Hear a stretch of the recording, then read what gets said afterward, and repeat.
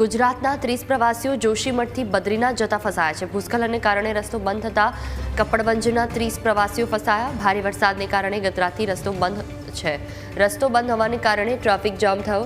તંત્ર દ્વારા કોઈ પણ પ્રકારની કામગીરી ન કરાતા પ્રવાસીઓ ફસાયા છે। વહેલી તકે રસ્તો ખોલવા માટે પ્રશાસને પ્રવાસીઓને અપીલ કરી છે। જે પ્રવાસીઓ ફસાયા છે તેમાંથી સ્નેહલ જોશી અમારી સાથે ફોન લાઈન પર જોડાયા છે।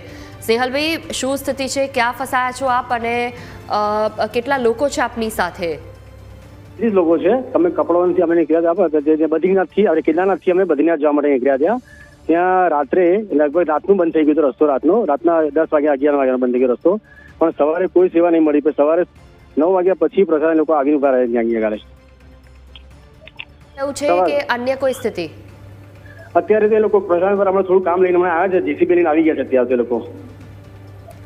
આપની સાથે કેટલા લોકો છે? કેટલા રસ્તાઓ પર ટ્રાફિક જામ છે?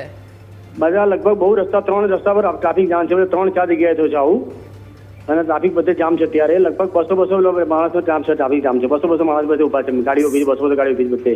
સરકારની કોઈ મદદ પહોંચી આપની પાસે?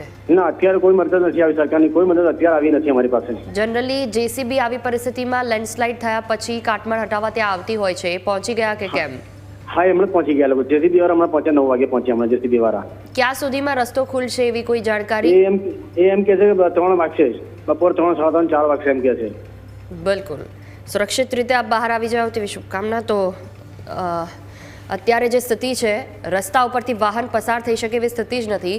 જ્યાં જુઓ ત્યાં લેન્ડસ્લાઇડને કારણે પથ્થર અને ખાડા પડી ગયા છે રોડ ઉપર, અને તમામ વાહનોને રોકી દેવામાં આવ્યા છે। જેસીબી ત્યાં પહોંચી ગયું છે। તમામ કાટમાળ હટાવ્યા પછી જ રસ્તો ખોલવામાં આવશે। કેદારનાથથી બદ્રીનાથ જતા આ સ્થિતિ સર્જાઈ છે। આ સીધી તસવીરો આપની ટીવી સ્ક્રીન પર।